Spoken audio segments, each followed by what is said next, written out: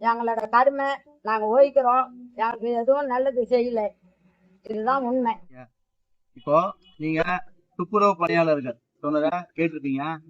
நம்ம தமிழக அரசு துப்புரவு பணியாளர்கள் அது மாதிரி இவங்க மாதிரி கஷ்டப்படுற இன்னும் நிறைய பேர் இருக்காங்க. நான் தமிழக அரசை மட்டும் சொல்ல விரும்பல. எலெக்ஷன்ல நின்று ஜெயிக்கணும் அப்படின்னு சொல்லி முடிவு பண்ணி அரசியலுக்கு வர எல்லாருக்குமே நான் சொல்ல விரும்புறேன். ஒரே ஒரு என்னோட தனிப்பட்ட கருத்து கிடையாது, இது மக்களோட கோரிக்கை. என்னன்னா, கஷ்டப்படுற ஏழைங்களுக்கு நீங்க முதல்ல உதவி செய்யுங்க. உங்ககிட்ட எல்லாமே இருக்கு. கடவுள் புண்ணியத்துல உங்களுக்கு கடவுள் எல்லாத்தையுமே கொடுத்திருக்காரு. கடவுள் நம்ம மட்டும் எடுத்துன்னு போறதுக்காக எல்லாத்தையும் கொடுக்கல. சோ நீங்க எலெக்ஷன்ல நிக்கணும், நான் ஜெயிக்கணும் அப்படின்னு ஆசைப்படுற எல்லாருக்கும் நான் ஒண்ணு சொல்ல விரும்புறேன். யார் வேணா அரசியலுக்கு வரலாம்.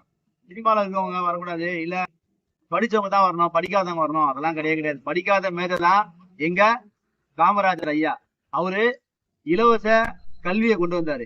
சரிங்களா?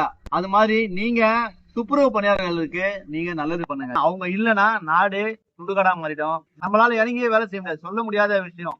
காவா அள்ளி கிளீன் பண்றாங்க, துப்பாடுறாங்க. அவங்களும் நம்மள மாதிரி மனுஷங்க தான், கஷ்டப்படுறாங்க. என்னால முடிஞ்ச உதவியை நான் அவங்களுக்கு செஞ்சுட்டு இருக்கேன்.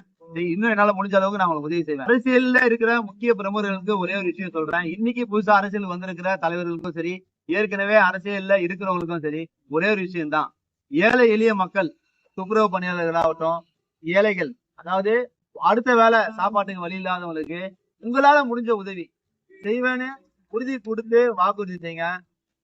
கண்டிப்பா அந்த கடவுள் உங்களை நீங்க ஆசைப்படுற அந்த சீட்ல அமர்த்துவான். இன்னைக்கு இருக்கிற அரசியல்வாதியும் சரி, புதுசா வந்திருக்கிற அரசியல்வாதியும் சரி, புதிய தலைவர்களா இருந்தாலும் சரி, பழைய தலைவர்களா இருந்தாலும் சரி, யாரா இருந்தாலும் சரி, மக்களா பாருங்க, கள பணியாற்றுங்க. களத்துல இறங்கி மக்களோட குறைய கேளுங்க.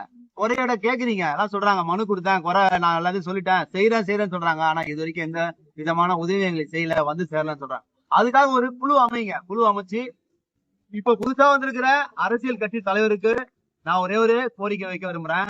நீங்க தமிழக முதல்வர் ஆகணும்னு ஆசைப்படுறீங்க, ரொம்ப சந்தோஷமா இருக்குது. நீங்க தமிழக முதல்வரா ஆகணும்னு ஆசைப்பட்டா மட்டும் போதாது, இறங்கி கள பணியாற்றுங்க. மக்கள் குறைய கேளுங்க. கேட்டு களத்துல நின்று நீங்களே மக்களுக்கு உதவி செய்யுங்க. கண்டிப்பா நீங்க ஆசைப்படுறத அந்த இறைவன் நிறைவேற்றி வைப்பான். நன்றி, வணக்கம்.